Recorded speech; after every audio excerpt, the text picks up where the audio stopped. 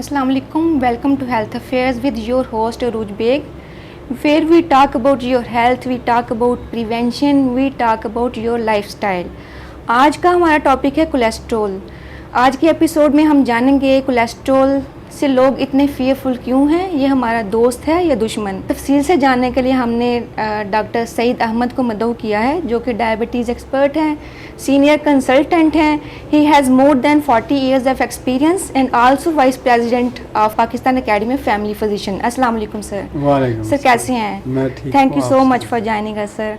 Sir, आज हम cholesterol पर डिस्कस करने जा रहे हैं कि कोलेस्ट्रॉल के बारे में लोग इतना फियरफुल क्यों हैं, इसके बारे में मिथ्स क्या हैं, मिसकंसेप्शंस क्या हैं, और इसको क्यों इतना लोग इतना सर पे लेते हैं, ये बदनाम में ज़माना क्यों है?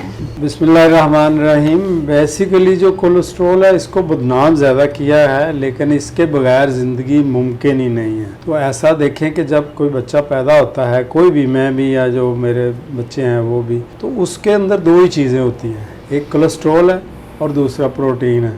तीसरी कोई चीज़ है ही नहीं। तकसीम कर लें, नंबर 1 हम इसको कहते हैं कि टोटल कोलेस्ट्रॉल, उसके बाद हम कहते हैं ट्राइग्लिसराइड उसमें होते हैं, फिर उसके बाद कहते हैं HDL, फिर उसको दूसरा जो है उसको LDL कहते हैं। तो जो बदनाम ज़माना कोलेस्ट्रॉल है, जिसको कि कार्डियोलॉजिस्ट चाहते हैं कि दुनिया से इसका ख़ात्मा हो जाए, वो है LDL। हालांकि हम अगर उसकी बात करें ना, सिर्फ LDL की, तो उसके बगैर ज़िंदगी मुमकिन ही नहीं है। तो उसको जिसको बैड कोलेस्ट्रॉल, जिसको हम बैड कोलेस्ट्रॉल कहते हैं। एक्चुअली बैड कोलेस्ट्रॉल नहीं, इसका नाम होना चाहिए कि ये असेंशियल कोलेस्ट्रॉल है, इसके बगैर लाइफ ही नहीं है, ज़िंदगी नहीं है। नॉर्मली हमारा जिस्म जो है रोज़ाना की बुनियाद पे हमारा जिस्म 300 ग्राम से ज़्यादा कोलेस्ट्रॉल बनाता है, सबसे ज़्यादा। यानी 300 ग्राम का मतलब ये है कि एक बड़ी मक्खन की टिक्की हो उसके बराबर। कोलेस्ट्रॉल का मतलब है फैट। अब आप देखें कि कितने लोग हैं जो इतने अंडे रोज़ाना खाते हैं या इतना मक्खन रोज़ाना खाते हैं, तो फिर भी कि 75% या 80% जो एनर्जी है, कैलोरीज है, ब्रेन हमारा दिमाग जो कि सारे हमारे जिस्म को चलाता है, वो अपना कोलेस्ट्रॉल खुद बनाता है, और उसमें भी 70 से 80% कोलेस्ट्रॉल ही होता है जो उसकी एनर्जी के काम आता है। इतना ज़रूरी है ये कोलेस्ट्रॉल। अब हम देखते हैं कि 300 मिलीग्राम ऑन एन एवरेज एक बंदा जो है ना डेली वो बनाता है। तो वो किससे बनता है? वो मेनली उससे बनता है, कार्बोहाइड्रेट से ज़्यादा बनता है। तो कोलेस्ट्रॉल कार्बोहाइड्रेट से बिल्कुल बनता है, फैट से? ये फैट मैं उसको आगे आपको बताता हूँ। उसको जो नॉर्मल है हमारा ट्राइग्लिसराइड टोटली जो है ये फ्रुक्टोज से बनेगा या कार्बोहाइड्रेट से बनेगा, उसका इससे ताल्लुक नहीं है।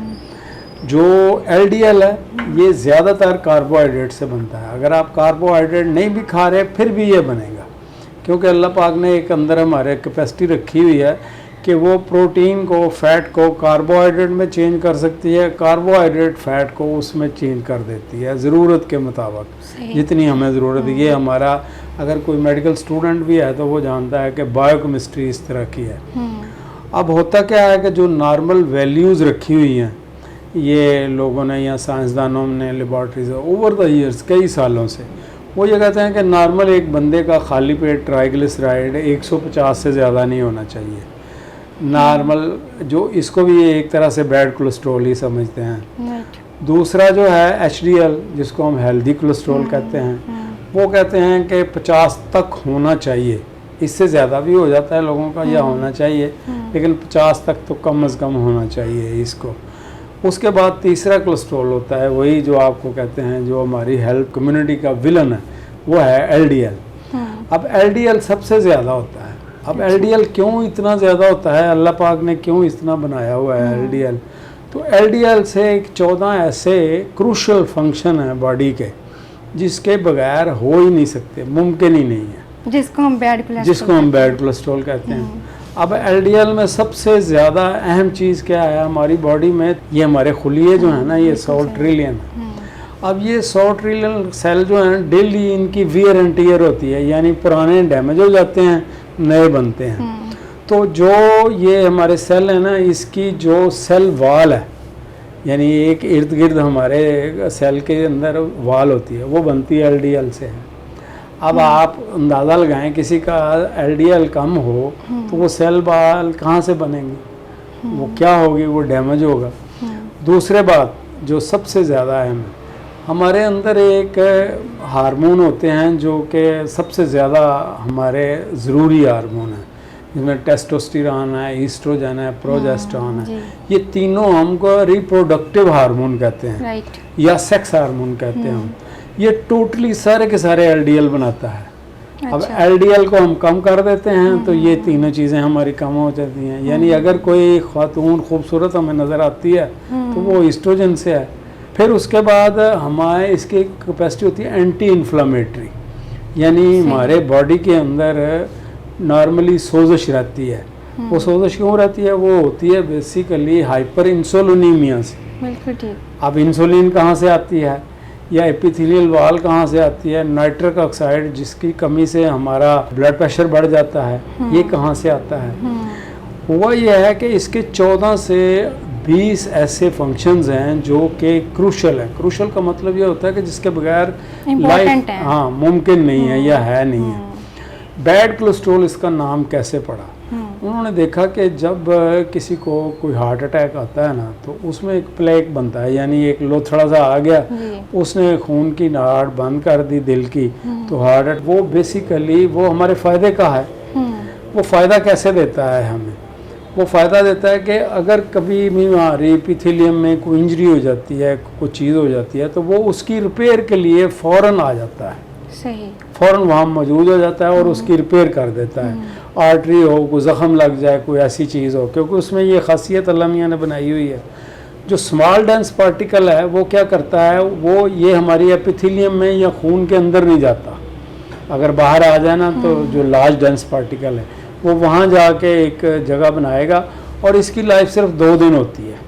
यानी 2 दिन के बाद वो खुद ब खुद ऑटोमेटिकली ये लार्ज डेंस पार्टिकल एलडीएल का जो हिस्सा लार्ज डेंस पार्टिकल है उसकी लाइफ जो है 2 डेज़ है। तो जो हमारे फ़ायदे का है वो 2 दिन के बाद ख़त्म हो जाता है। एक छोटा पार्टिकल है स्मॉल डेंस पार्टिकल, जो बदमाशी है जिससे हमको गलता है। स्मॉल डेंस पार्टिकल जो है वो इतना छोटा होता है कि वो एपिथेलियम के अंदर पेनिट्रेट भी करता है। काम उसका भी यही है।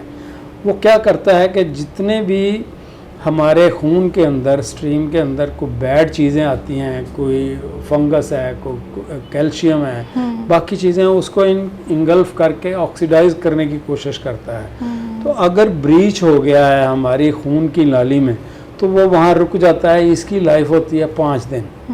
ये जो स्मॉल डेंस पार्टिकल है, ये स्मॉल डेंस पार्टिकल जो वो रुकेगा, इसके ऊपर जो हमारे खून में चल रहे हैं कैल्शियम है, दूसरे सेल हैं, वो फिर उसके अंदर प्लेक बनाना शुरू कर देते हैं। यानी कि बेसिकली स्मॉल डेंस जो है वो हमारे लिए बेनिफिशियल नहीं है।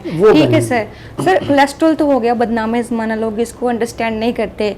तो सर ट्राइग्लिसराइड जो है उसके ये क्या चीज़ है और इसके क्या रोल है हमारी बॉडी में? ट्राइग्लिसराइड भी एक समझ लें कि फैट की एक किस्म है। तो ट्राइग्लिसराइड भी बैड कोलेस्ट्रॉल में ही आता है अगर ये ज़रूरत से ज़्यादा हो। तो ट्राइग्लिसराइड से हम होना कितना चाहिए, अब हम उस तरफ आ जाते हैं कि होना कितना चाहिए। हम कहते हैं कि एक गुड कोलेस्ट्रॉल है, एक बैड कोलेस्ट्रॉल है, या एलडीएल में भी 2 हिस्से हैं, एक स्मॉल डेंस है, एक लार्ज डेंस है। तो इसको नापने का बड़ा आसान तरीका है। अगर आप रेशो हम निकालते हैं, अगर जो नॉर्मल रेशो ट्राइग्लिसराइड की है अगर 150 से ज़्यादा है और आपकी एचडीएल जिसको हम गुड कोलेस्ट्रॉल कहते हैं वो 1/3 से ज़्यादा है। फ़र्ज़ करें आपका 150 ट्राइग्लिसराइड है और 50 ही आपका एचडीएल है, तो ये ठीक है, ये हेल्दी है, ये नॉर्मल है। इसको सुपर नॉर्मल करने के लिए इसको आप 1:1 रेशो रखें, यानी जितना ट्राइग्लिसराइड है उतना ही आपका एचडीएल हो, तो then you are very much healthy. ठीक है। इसी तरह अगर आपका जो कोलेस्ट्रॉल जितना भी है उसमें ये अब आता कैसे है ट्राइग्लिसराइड, जो आपने सवाल किया। ट्राइग्लिसराइड अब ये तहकीक से साबित हुआ है कि ये सारे का सारा फ्रुक्टोज से आता है। और फ्रुक्टोज कहाँ से आता है? फ्रुक्टोज आता है सबसे ज़्यादा फल में से। हम फल बड़े शौक से खाते हैं और अमेरिका सालाना 7 से 12 अरब रुपया अपने किसानों को सब्सिडी देता है कि आपने ये मकई उगानी है, कॉर्न का मतलब है मकई, तो मकई से वो निकालते हैं फ्रुक्टोज। अब फ्रुक्टोज इतना अहम क्यों है?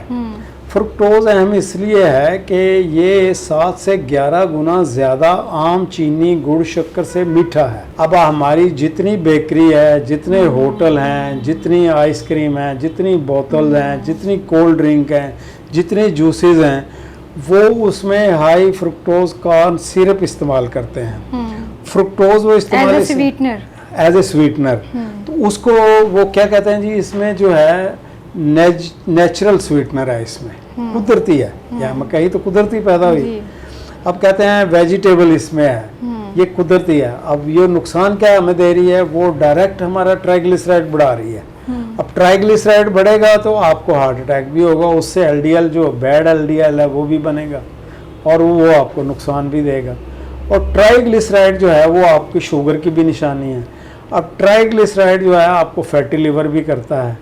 अब फैटी लिवर से आगे आपकी हाइपर इंसुलिनीमिया, इंसुलिन रेजिस्टेंस, और फिर प्री डायबिटिक, फिर डायबिटिक, फिर चाल 7-8 तो मेन कल्प्रिट ट्राइग्लिसराइड हैं, कोलेस्ट्रॉल नहीं, हार्ट अटैक और स्ट्रोक का। जी, तो ट्राइग्लिसराइड जो है ना, इसको हम देखते हैं कि हम रोज़मर्रा की ज़िंदगी में कैसे इस्तेमाल करते हैं ज़्यादा। मसलन आम आप डबल रोटी भी खाते हैं ना, उसमें भी कोई ना कोई क्वांटिटी उसकी होगी।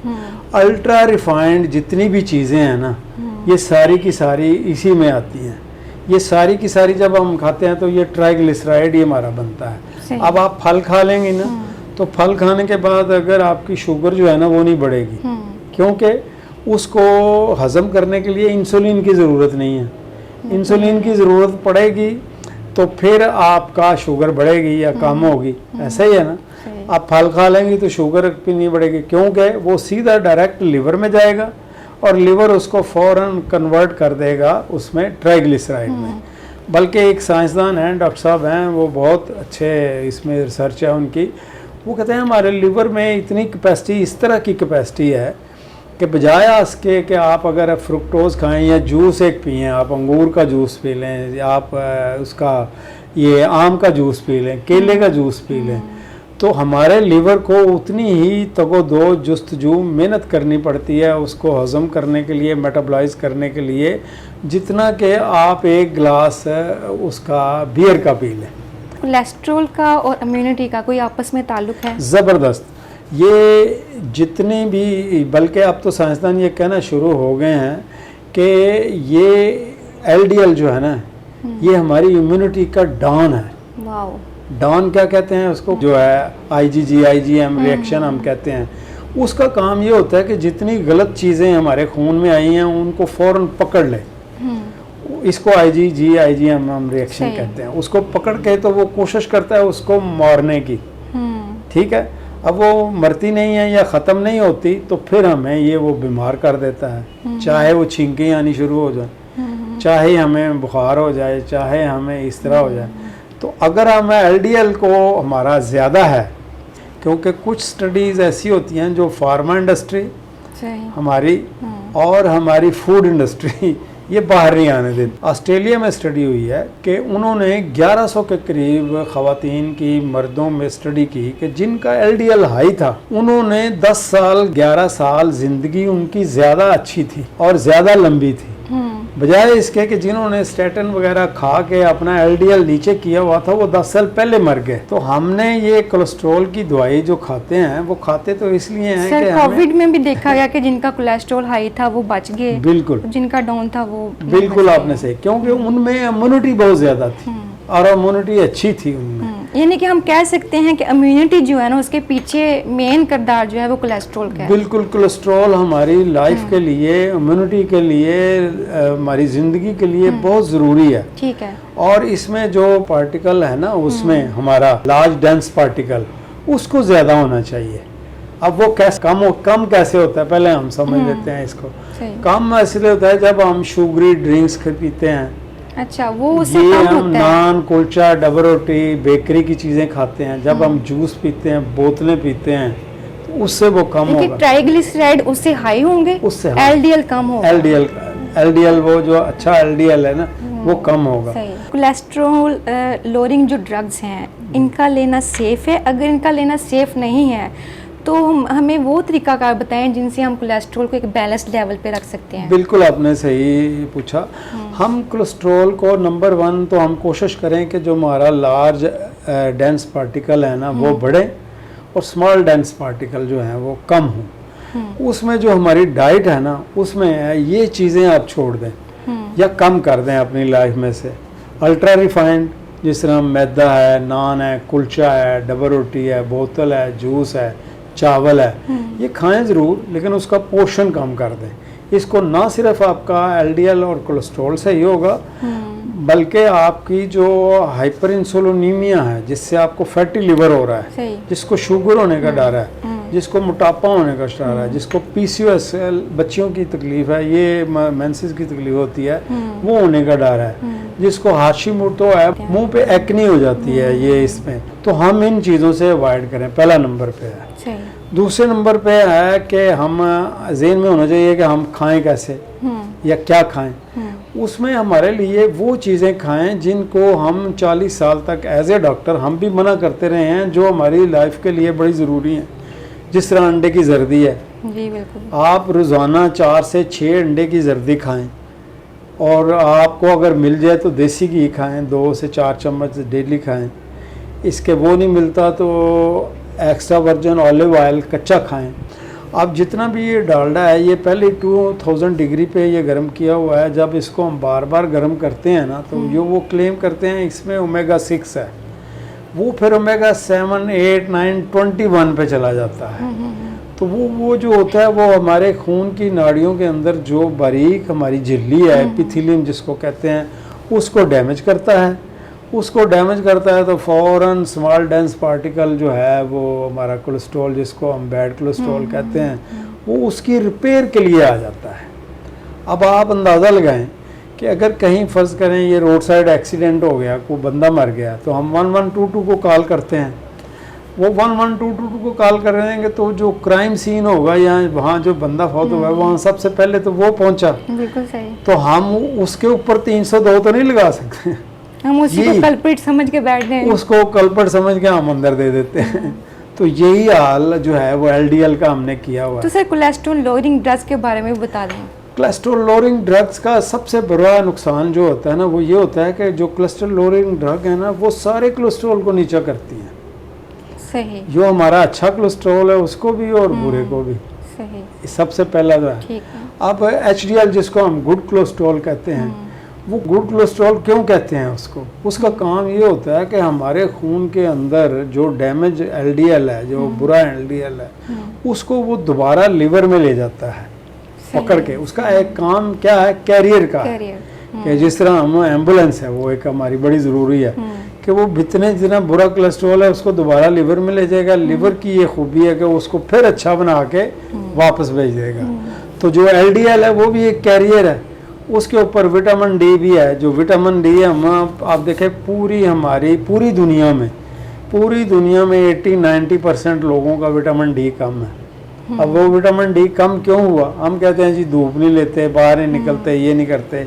ये एक फैक्टर है।